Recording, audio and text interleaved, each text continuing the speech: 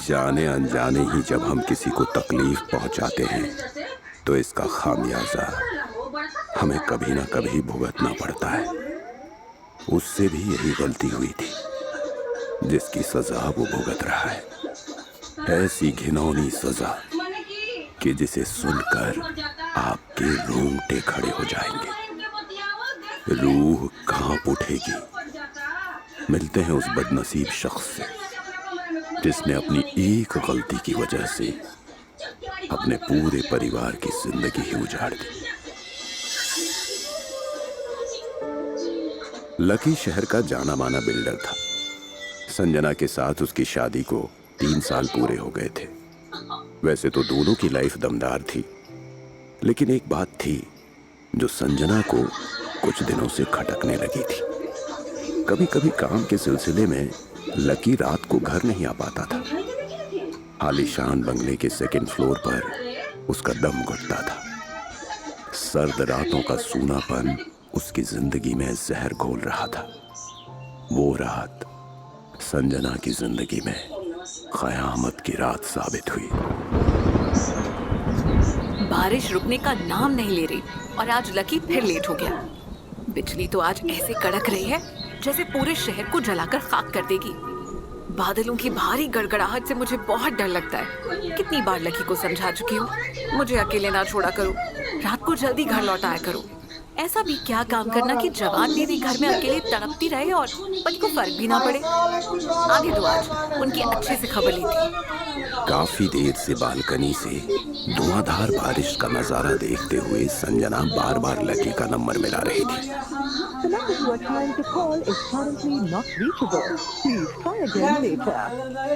बहू, अरे बिजलियां कड़क रही हैं। जब तक लकी नहीं आता तब तक तू नीचे आ जा। नहीं मम्मा, वो आ जाएंगे। बारिश ही तो है, कुछ देर में रुक जाएगी। आज मौसम खराब है बेटी, कब तक उसकी राह देखती रहेगी? उसका तो फोन भी नहीं लग रहा है। हो सकता है अपनी साइट पे रुक गया हो। टीवी पर कोई अच्छा प्रोग्राम देखती हूँ। आ जाएंगे तो ठीक है, वरना सो जाऊंगी। अब तो आदत सी हो गई है मम्मी।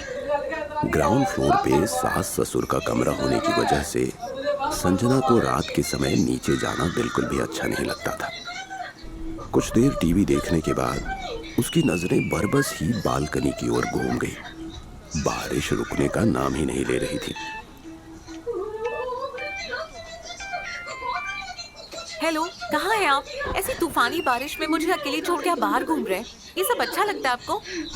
अरे आज यहाँ साइट पे कुछ मैटर हो गया, निपटाना जरूरी था तो रुकना पड़ा। तुम्हें इस तूफानी बारिश से डर लगता है तो नीचे मम्मी के पास चली जाओ, मैं उन्हें कॉल कर देता हूँ। उसकी कोई ज़रूरत नहीं है। मुझे ख़राब मौसम से डर नहीं लगता, अकेलेपन से लगता है। ये बात आप कब समझोगे? संजना ने कॉल डिस्कनेक्ट कर दिया और खिड़कियां दरवाजे बंद करने लग गई। बारिश की ठंडी बूंदें तेजाब की तरह उसके बदन पर चुभने लगी। ये सुलगती रातें किसी दिन मुझे जलाकर राख कर देंगी। तपती आग का उबाल बदन पर इस कदर छाया था कि मखमली बिस्तर जैसे काटने को दौड़ रहा था। संजना का गोरा बदन गुलाबी रंग की जालीदार नाइटी में काफी निखर गया था।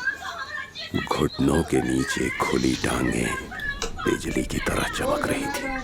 संजना बेड पे करवटें लेकर थक गई तो वापस बालकनी में पहुंच गई। धुआंधार बारिश में वो भीगने लगी। अब जाकर मेरी कलेजे में ठंडक पड़ी है। अगर ये बारिश ना आती तो मैं रात भर सो नहीं पाती। ठंडी ठंडी बारिश की बौछार से मेरा गोरा बदन पूरी तरह भीग चुका है। सर्द हवा का मुझे एहसास हो रहा है। मेरे रोम रोम में ताजगी है, सुकून है। पूरी तरह संतुष्ट होकर संजना घर में चली गई। टॉवल से अपना बदन पोंछा और नाइटी चेंज करके अपने बिस्तर पर लेट गई। उस वक्त रात के 12 बज रहे थे। अचानक दरवाजा खुलने की आवाज ने उसे चौंका दिया। बालकनी का दरवाजा कैसे खुल गया? वो तो मैं बंद करके सोई थी। हवाएं चाहे कितनी भी तेज क्यों ना हो, बालकनी का दरवाजा नहीं खोल सकती। मैं देखती हूँ कौन है। संजना बालकनी में आ गई। इस वक्त बारिश थम गई थी, बादल बिखर चुके थे और पूर्णिमा का चांद बादलों में लुका छिपी खेल रहा था। संजना मुग्ध होकर चांद को देखने लगी कि ठीक तभी यह आवाज तो मेरे ही कमरे से आ रही है। पलटकर उसने अपने कमरे के भीतर देखा। ओह माय गॉड, ये कौन है?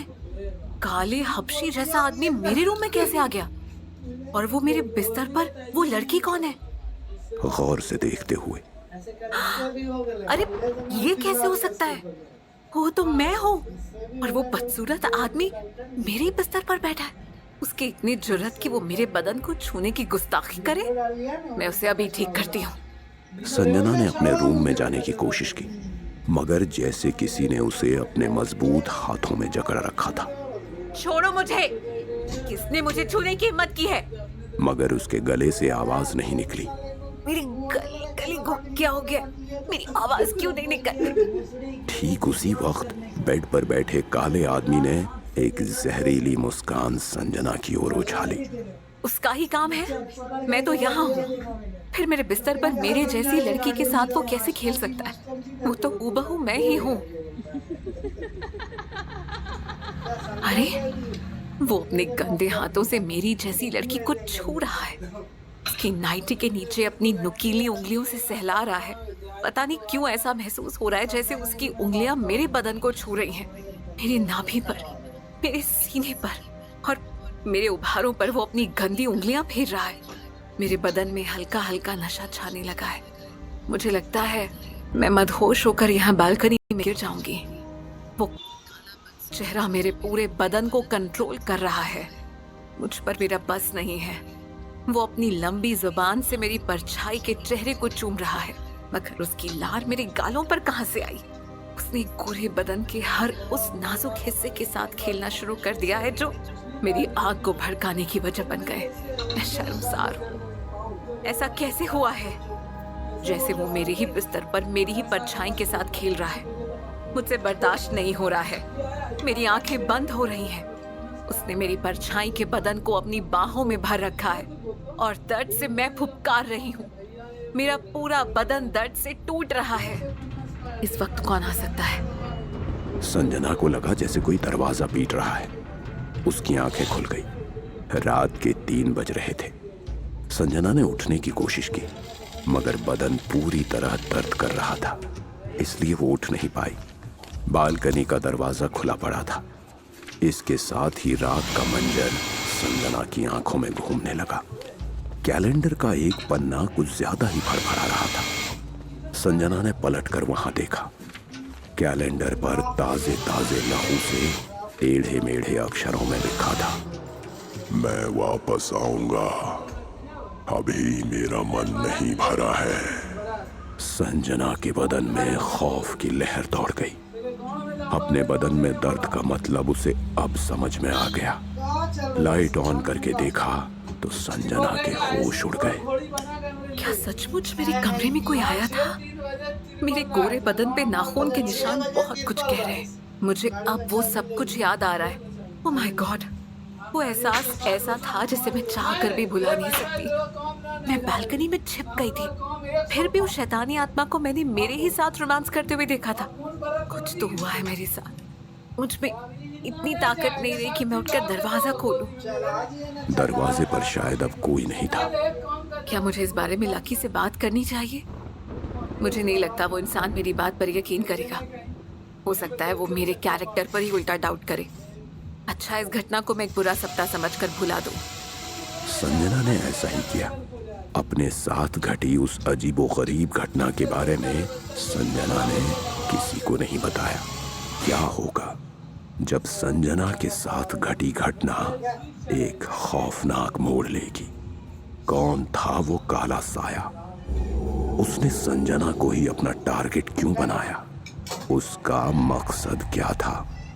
संजना खुद को उसके जाल से बचा पाएगी या फिर उलझ कर रह जाएगी? जानने के लिए जुड़े रहिए बिच्छू के साथ।